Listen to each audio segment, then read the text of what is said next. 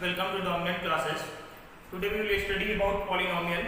आज हम पढ़ेंगे बहुपद के बारे में।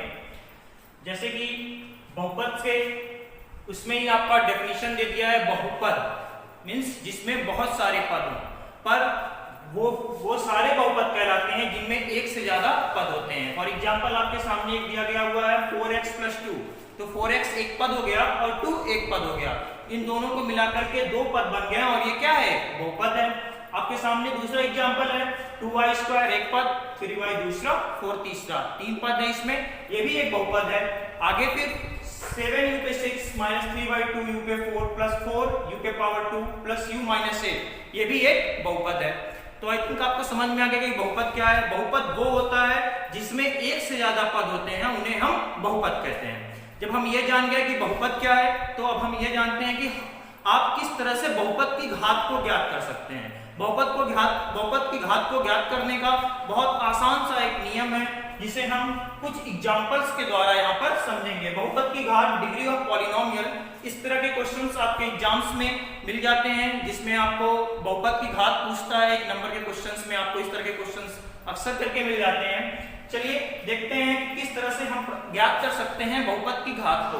पहला एग्जांपल आपके सामने है 5x³ - 4x² + x - √2। तो हम कैसे ज्ञात करेंगे कि इस बहुपद की घात क्या है। तो बहुपद की घात को ज्ञात करने का एक आसान सा नियम है। हम बहुपद की घात को ज्ञात करने के लिए उस बहुपद में जो चर है, उस बहुपद के चर की जो सबसे बड़ी घात होगी, जिस चर की घात सबसे ज्यादा होगी, वही बहुपद की घात होगी। यहाँ पे चर क्या है, यहाँ पर चर x है, x यहाँ पर भी है जिसकी पावर 3 है, यहाँ पर भी है जिसकी पावर 2 है, यहाँ पर भी है जिसका पावर 1 है। पर हम किसको लेंगे, हम उसको लेंगे जिसकी पावर सबसे ज्यादा है। तो यहाँ पे सबसे ज्यादा पावर किसकी है, x की, और इसकी पावर क्या है, 3। इसीलिए इस बहुपद की घात क्या हो जाएगी, 3। इस बहुपद की घात क्या हो जाएगी, 3। 5x³ - 4x² + x - √2 की घात क्या होगी, 3। चलिए दूसरा एग्जांपल लेते हैं हम 2y² - 3y + 4। ये क्या है, एक बहुपद है। क्यों, क्योंकि इसमें 3 से ज्यादा पद हैं, एक 2y², एक 3y और एक 4। ये इसकी घात क्या होगी, अगर आपने इस क्वेश्चन को समझा होगा तो आप समझ गए होंगे कि इसकी घात 2 होगी। क्यों, क्योंकि इसमें जो चर पद है वो y है, और y की जो सबसे अधिक पावर है वो क्या है, 2 है। इसलिए इस बहुपद की घात क्या होगी, 2 हो जाएगी। फिर यहाँ देखते हैं तीसरा एग्जांपल 4x + 2। अब देखिए यहाँ पर ये भी एक बहुपद है। क्यों, क्योंकि इसमें दो पद है, एक 4x है और एक 2 है। तो यहाँ पे इस बहुपद की घात क्या होगी, इस बहुपद की घात होगी 1। क्योंकि यहाँ पे इस x पे कोई पावर नहीं लिखी है, कोई घात नहीं है, फिर भी इसका मान क्या होता है, 1 हम मानते हैं, इसलिए इसका घात क्या होगा, 1 होगा। चलिए अगर आप इस चीज को समझ गए होंगे कि बहुपद की घात किस तरह से ज्ञात करते हैं, तो इस तरह से बहुपद की घात के आधार पर बहुपद को कुछ भागों में डिवाइड किया गया है। उनमें से एक आपके सामने है रैखिक बहुपद। रैखिक बहुपद means linear polynomial. Linear polynomial means रैखिक बहुपद। 2x + 3, यहाँ पे जो चर पद है x, इस पे कोई पावर नहीं है, इसलिए हम इसका पावर 1 मानेंगे, इसकी घात 1 होगी। यहाँ पे दूसरा एग्जांपल है x - 2/11, यहाँ पे भी कोई पावर नहीं है x के ऊपर, इसको भी हम 1 मानेंगे।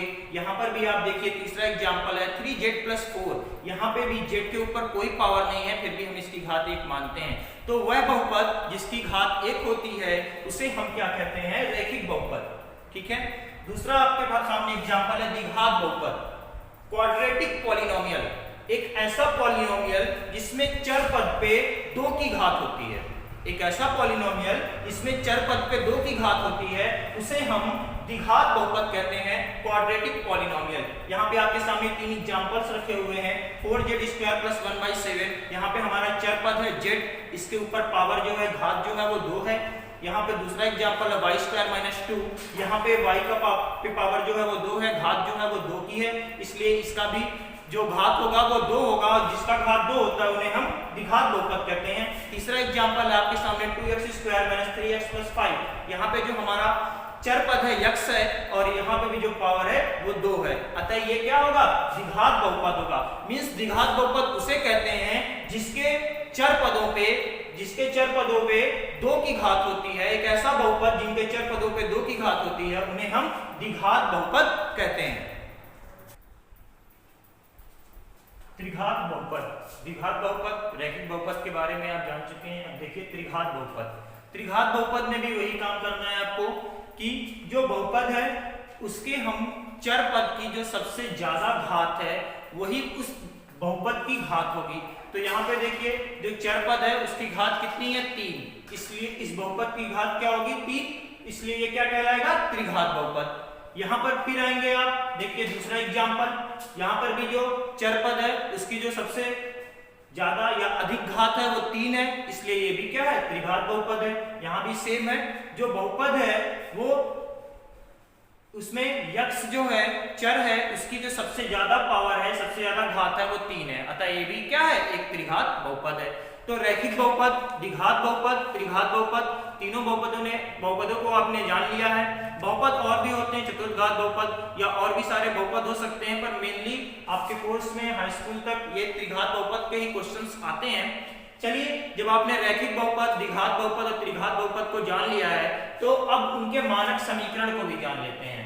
द्विघात बहुपद का मानक समीकरण ax² bx + c, जहां पर a, b और c वास्तविक संख्याएं हैं, a शून्य नहीं हो सकता है। फॉर एग्जाम्पल a का मान 1, 2, 3, 4, 5, 6, 7 कुछ भी हो सकता है, b का मान 0 से लेकर के 9 तक के बीच में कुछ भी हो सकता है और c का मान भी। इसके बारे में फुल एक्सप्लेनेशन आपको नेक्स्ट वीडियो में मिलेगी। इसी तरह से त्रिघात बहुपद का मानक समीकरण है ax³ + bx² + cx + d। यहाँ पर भी देखिए x पे 3 की घात है इसलिए त्रिघात बहुपद है। यहाँ पर भी a, b, c और d जो है वो वास्तविक संख्याएं हैं, जहां पर a का मान शून्य नहीं हो सकता है। जैसा कि आपने रैखिक बहुपद, द्विघात बहुपद, त्रिघात बहुपद तीनों के बारे में जान लिया है, तो इसलिए अब आपके सामने एक क्वेश्चन है, उस क्वेश्चन को जरूर सॉल्व कीजिएगा और कमेंट में उसका आंसर जरूर बताइएगा कि इसका आंसर क्या होगा। आपके सामने क्वेश्चन है, देख लीजिए, निम्नलिखित बहुपद की घात ज्ञात कीजिए। जो नीचे बहुपद दिए गए हैं उनमें आपको घात ज्ञात करनी है, तो इन सारे बहुपदों को घात को ज्ञात करके कमेंट सेक्शन में आंसर जरूर बताइएगा। वीडियो को लाइक और शेयर जरूर करिएगा।